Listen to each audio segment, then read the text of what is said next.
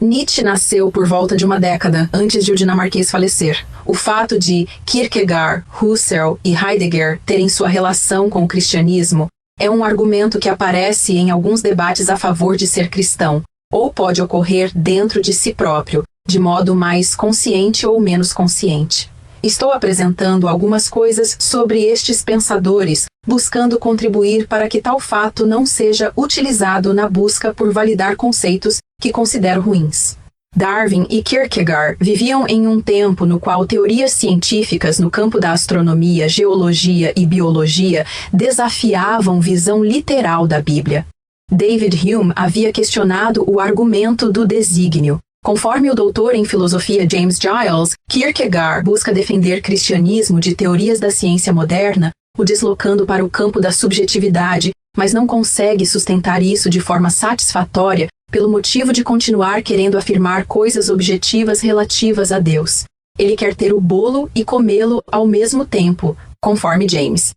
Na obra intitulada em inglês de Concluding Unscientific Postscript to the Philosophical Crumbs, Kierkegaard diz o seguinte conforme tradução: o que o cristianismo questiona é a subjetividade. A verdade do cristianismo, se está em algum lugar, está apenas nisso. Objetivamente não está de forma alguma. Segundo Giles, Kierkegaard esperava puxar tapete dos evolucionistas, por exemplo, e tornar cristianismo imune a qualquer crítica daqueles tipos.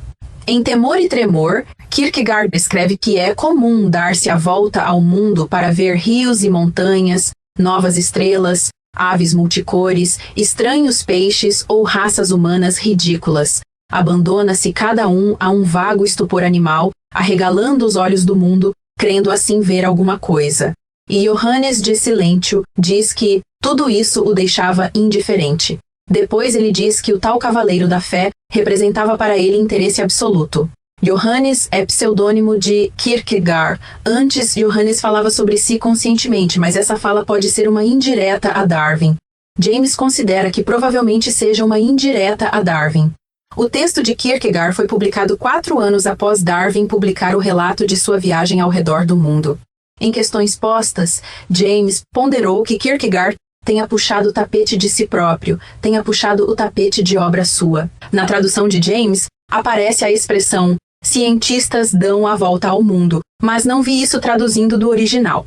A expressão raças humanas ridículas é abominável em nosso contexto, e analisando o original, ele pode ter se referido a tipos humanos no sentido cultural e comportamental, e não biológico. De qualquer modo, geralmente não é utilizada assim em nossos dias, nem para se referir a um grupo que não é considerado bom.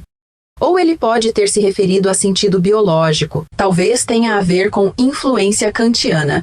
Muitos europeus daquelas épocas se consideravam nisso superiores a outros povos. Husserl expressa uma visão diferente, ele viveu mais perto de nossa época, embora isso por si não mude o fato de haver hoje pessoas com uma visão abominável no assunto.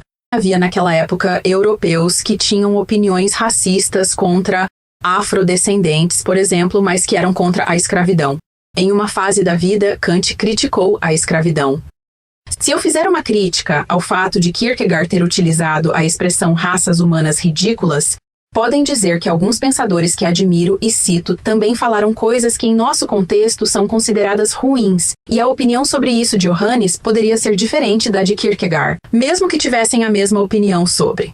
A opinião de expressar em livro poderia ser diferente.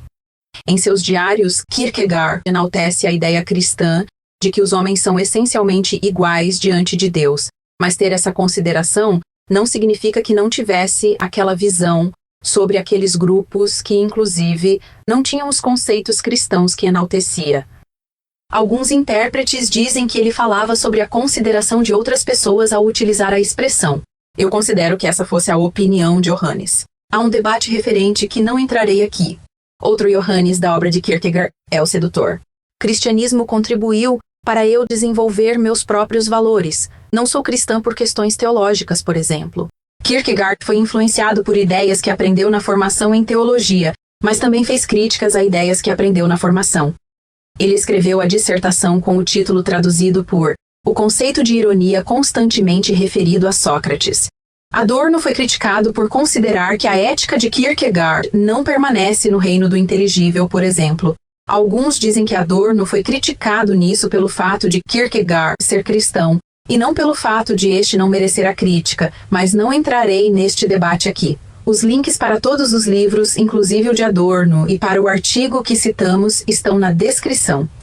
Em um jornal de 1846, Kierkegaard diz que se houvesse algo a ser ganho fazendo uso do método da ciência natural com relação à categoria do espírito, ele seria o primeiro a se apossar de um microscópio. Ele critica método que pondera reduzir o que considerava que não deveria ser reduzido, entretanto não via a ciência natural como inútil. Em carta, ele elogiou alguns cientistas que procediam de modo que considerava bom. Conforme autor, talvez ele tenha falado que tinha alguns objetivos iniciais que de fato não tinha. À sua maneira, ele é um dos autores que contribuíram para diminuir uma visão científica sobre o ser humano considerada ruim. Por outro lado, várias críticas a questões relativas à ciência que levantou foram consideradas ruins por alguns autores. Considero que um retrocesso tenha recebido contribuição dele.